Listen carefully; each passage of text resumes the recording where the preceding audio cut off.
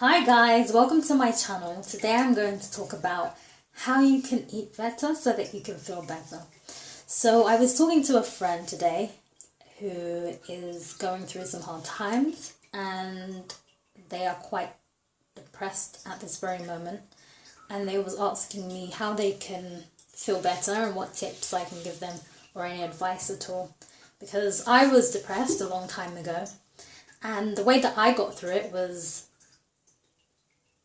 I would say it's a combination of different things, but today I'm going to focus on the food and your diet. So let's basically just go into it. So how can you eat better so that you can feel better?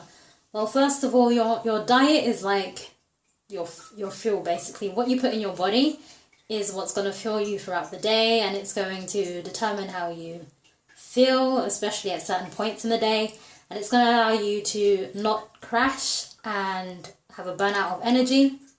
So I have my notes here. If you see me looking to the side or whatever, it's because of this. So the main thing that people are eating is refined carbs. So it's things like donuts, biscuits, white bread, white pasta and white rice.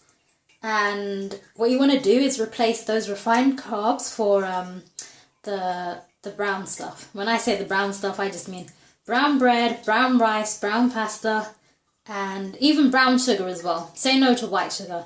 I'm not being racist, I promise you.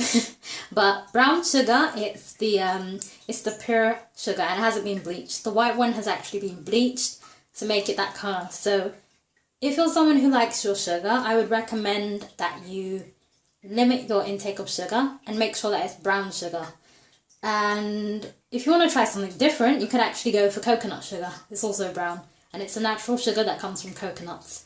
And you could try natural sweeteners such as agave syrup, date syrup, and I'm sure there's other few fruit syrups. I'm sure there's apple syrup as well. And yeah, just try natural syrups and natural sugars rather than artificial sweeteners like aspartame, MSG.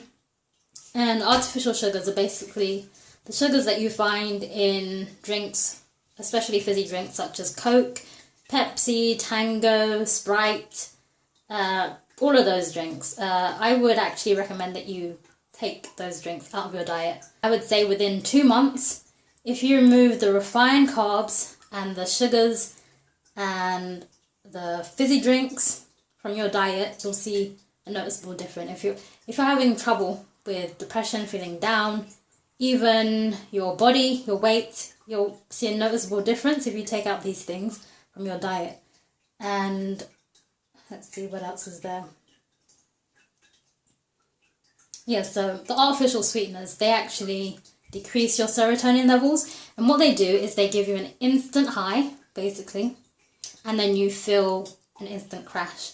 So you could eat a donut that's really sugary and sweet, and then you could wash it down with a Coke or a Sprite, and then you'll feel really, really energetic, and then, like, let's say 30 minutes later, you'll get a crash and you'll feel, quite lethargic, and you'll have a loss of energy. And then you'll drink something again, have a chocolate bar, have something that's high in, like, processed sugars, and you'll get that energy high again, and then you'll crash. And it basically goes around and around in circles, and that's what we want to avoid. We want to avoid the continuous cycle. And when you have natural sugars and natural snacks, because I know people like to snack a lot, so a natural snack that I would recommend is, fruit. So apples, bananas, raspberries, blueberries, strawberries, grapes, peaches, pears, plum, basically any fruit that you like. Make sure it's fresh, preferably organic and natural, because you don't want any of that food that has been injected to make it look bigger or even smaller, depending on what fruit it is, but it's usually injected to make it look bigger, brighter, and more appealing to the human eye. When you come across something that's organic and that's natural, it came from the ground, it was grown naturally, and there's no pesticides and no growth hormones that was injected in it, it will most likely look smaller, and it might not be as bright as the fruit that you see in certain supermarkets, but I assure you the taste is so much better than anything you will find that has been tampered with. So yeah, that's why I recommend organic and natural food as much as possible.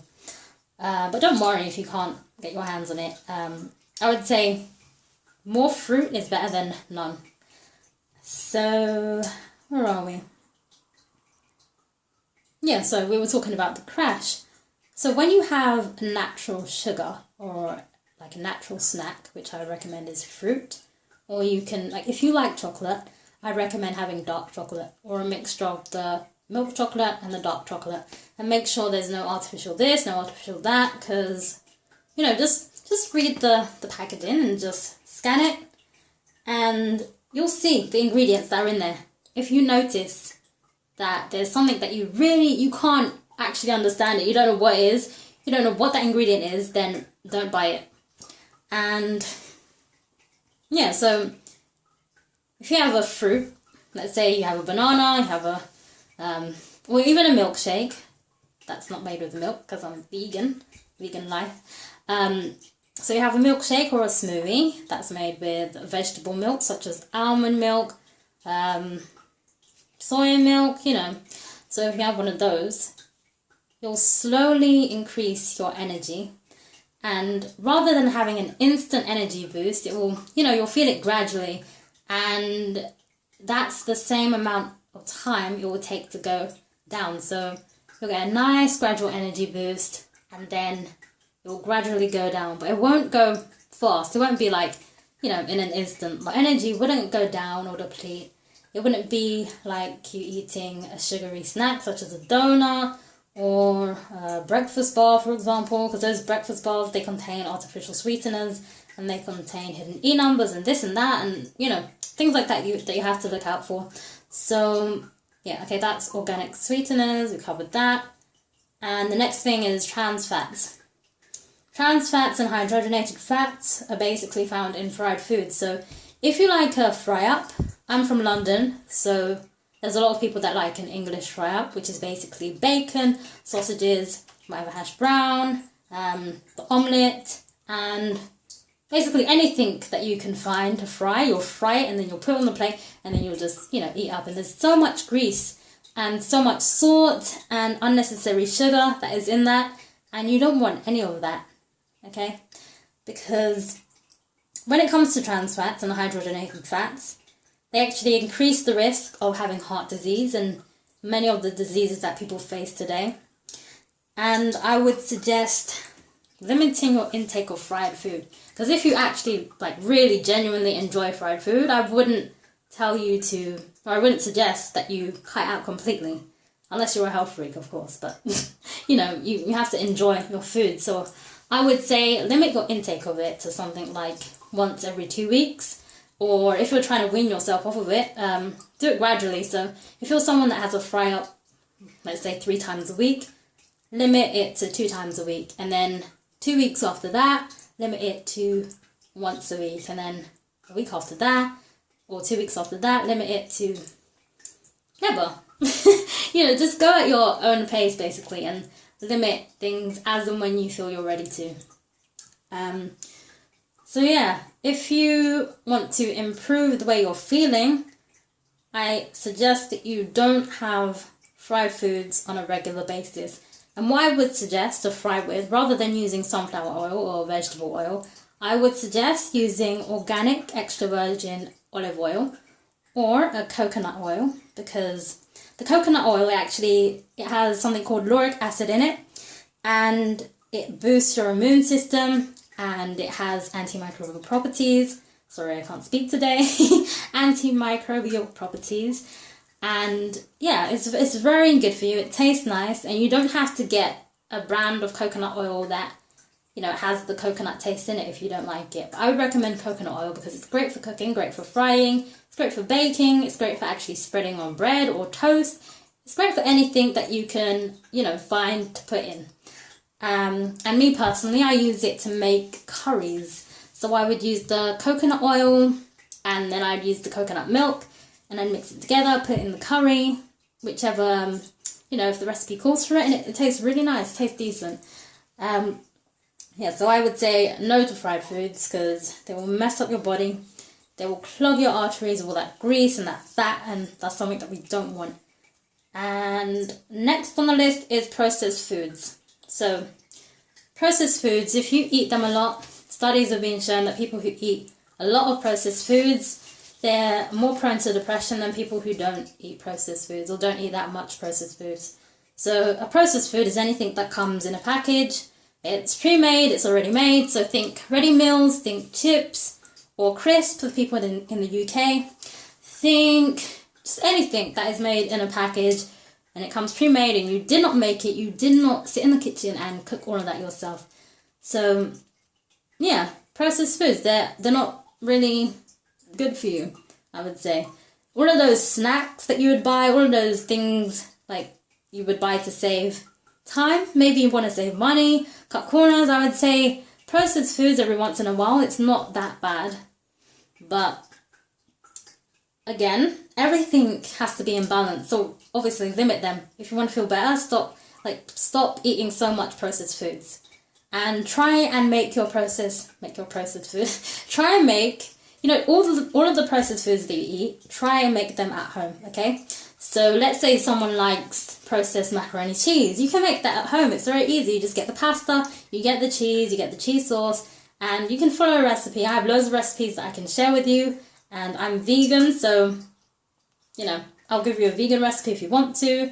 If not, I can direct you to recipes online. So it's very simple. Let me think of something else. Let's see.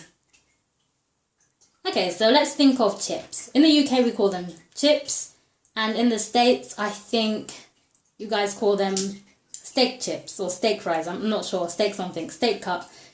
Let's just call them fries for my American viewers. So let's say you have a packet of fries that you bought from the freezer section, the frozen food section, and you take them out of the bag and you put them in the oven and then you cook them.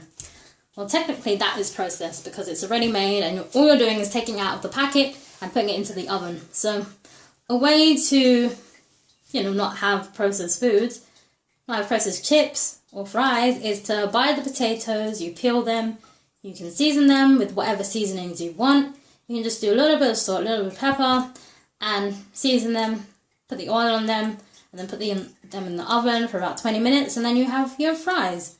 Obviously you have to cut them into the whatever shape you want, because it's just potato after all. I think it would taste the same, if you whatever seasoning you want to use. So yeah, those were two examples, and I think that's going to be it for now. I mean, there's a lot more things to cover, but I don't want this video to be too long because I think it's like 11 o'clock here, and I just came back from work and I'm really tired. I'm in the bathroom and it's baking hot in here. Literally, I have a bath waiting for me. So yeah, I've had a very long day as well. Yeah, so that's the end of this video. Thank you for watching. Thank you so much. Stay tuned for another video.